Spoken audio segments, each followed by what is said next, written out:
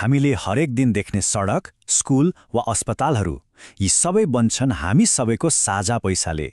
तर यो पैसा कसरी खर्च हुन्छ, त्यसको पछाडि एउटा नियमको बलियो खाका हुन्छ। हो, यो त्यही नियम पुस्तिका हो जसले सरकारी खर्चको हरेक पाइलालाई निर्देशित गर्छ। ल, अब एउटा प्रश्न सोचौँ त। सरकारले कसरी निर्णय गर्छ होला कि हाम्रो सार्वजनिक परियोजना कसले बनाउने, हाम्रो करको पैसा कसरी खर्च गर्ने? जब अर्बौंको बजेट परियोजनाहरूमा खर्च हुन्छ, त्यो प्रक्रिया पारदर्शी र निष्पक्ष हुनैपर्छ, हैन र? तर त्यो सुनिश्चित चाहिँ कसरी हुन्छ त? यसको जवाब लुकेको छ सार्वजनिक खरिद नियमावलीमा।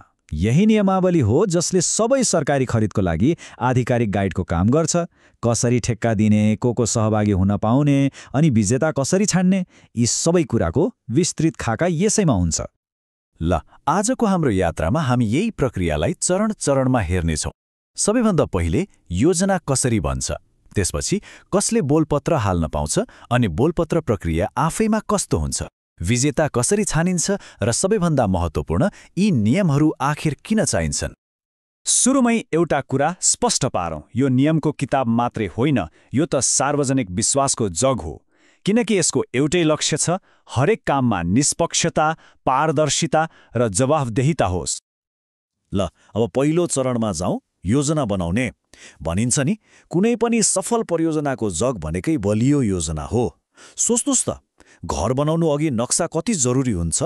हो, ठ्याक्कै त्यस्तै सरकारी खरिदमा पनि 1 रुपियाँ खर्च गर्नु अघि एकदमै सावधानीपूर्वक तयारी गर्नुपर्छ। भनेपछि यो प्रक्रिया सुरु कहाँबाट हुन्छ?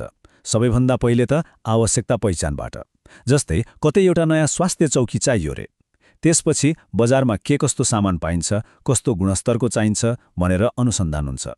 हो, यही आधारमा बन्छ विस्तृत खरिद योजना र एउटा यथार्थपरक लागत अनुमान। मतलब राम्रो खरिदको सुरुवात नै राम्रो योजनाबाट हुन्छ। अब हेर्नुस्, योजना पनि 2 किसिमका हुन्छन्। एउटा हो गुरु खरिद योजना।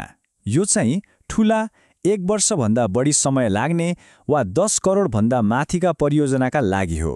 यसले एउटा लामो अवधिको भिजन सेट गर्छ। अर्को छ वार्षिक खरिद योजना। नामले नै भन्छ, यो हरेक आर्थिक वर्षका लागि बनाइन्छ र यसले तत्काल गर्नुपर्ने कामहरूको डिटेल दिन्छ।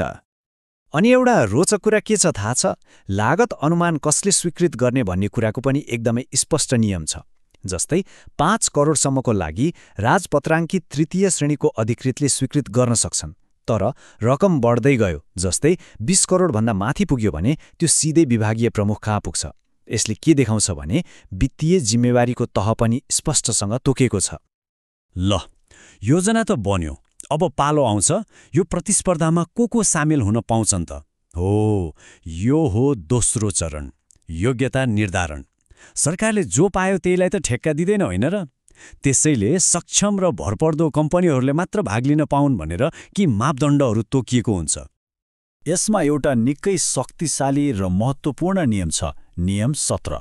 यसले के भन्छ भने यदि विदेशी सामानभन्दा नेपाली सामान 15% महँगो छ भने पनि किन्नु पर्ने चाहिँ नेपाली सामान नै हो। सोच्नुस् त, यसको सोझो उद्देश्य हो हाम्रो आफ्नै राष्ट्रिय अर्थतन्त्रलाई बलियो बनाउनु। खास गरी निर्माण व्यवसायको हकमा त योग्य हुनलाई थुप्रै कुरा प्रमाणित गर्नुपर्छ। जस्तै उनीहरूको कामको अनुभव कस्तो छ, वार्षिक कारोबार कति छ, आर्थिक अवस्था कस्तो छ, मतलब ब्याङ्कमा पैसा छ कि छैन, दक्ष इन्जिनियर म्यानेजरहरू छन् कि छैनन्, आवश्यक उपकरणहरू छन् त, अनि प्यान र भ्याटमा दर्ता हुनु त परिहाल्यो। यी सबै कुराले के सुनिश्चित गर्छ भने ठेक्का लिने कम्पनीले काम बीचमै अलपत्र पार्दैन। कहिलेकाहीँ के हुन्छ भने कुनै परियोजना यति ठूलो वा जटिल हुन्छ कि एउटा कम्पनी एक्लैले मापदण्ड पूरा गर्न सक्दैन। हो, यस्तो अवस्थामा 2 वा 2 भन्दा बढी कम्पनीहरू मिलेर एउटा टिम बनाउन सक्छन्, जसलाई संयुक्त उद्यम वा जोइन्ट भेन्चर जेभी भनिन्छ।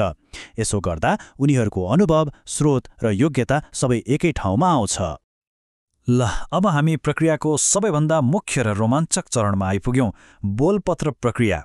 यहाँ योग्य ठहरिएका सबै कम्पनीहरूले आफ्नो आफ्नो प्रस्ताव पेश गर्छन्।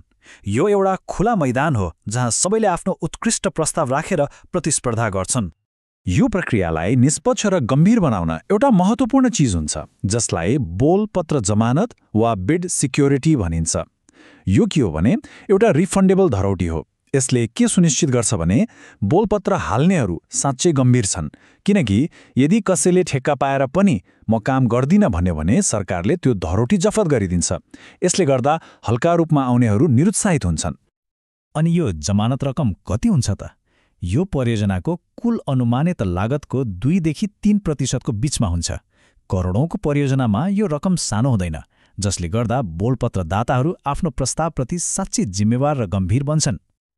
अब यो समयरेखालाई हेरौँ।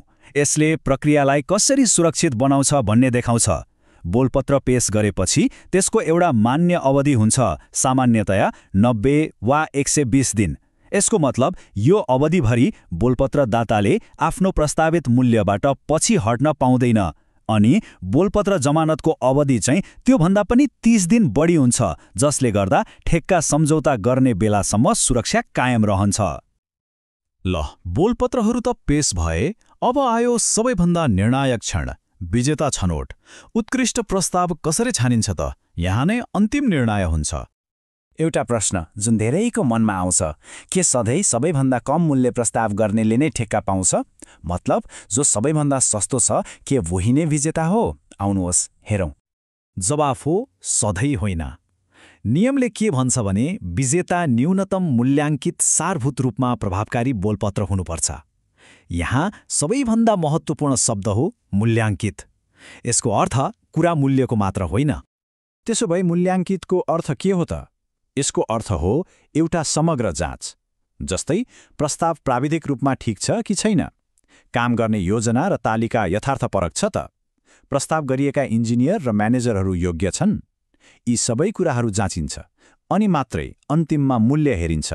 भनेपछि लक्ष्य सबैभन्दा सस्तो खोज्ने होइन, सबैभन्दा राम्रो भ्याल्यु फर मनी खोज्ने हो। अनि यहाँ एउटा अर्को गजबको सुरक्षा कवच छ, अस्वाभाविक रूपमा कम बोलपत्र वा एब्नर्मली लो बिड। मानौ कसैले यति कम मूल्यमा बोलपत्र हाल्यो कि त्यो पत्याउनै नसकिने खालको छ। यस्तोमा मूल्याङ्कन समितिले प्रश्न उठाउन सक्छ, के साँच्चै यो मूल्यमा काम सम्भव छ? र त्यो कम्पनीलाई आफ्नो मूल्यको विस्तृत विश्लेषण पेश गर्न लगाउन सक्छ। यो किन गरिन्छ भने अवास्तविक मूल्यले पछि गएर परियोजना नै असफल नहोस्। ल, हामीले योजनादेखि विजेता छनौटसम्मको यात्रा हेऱ्यौँ। अब अन्त्यमा यी सबै नियमहरूको आखिर महत्त्व के छ त?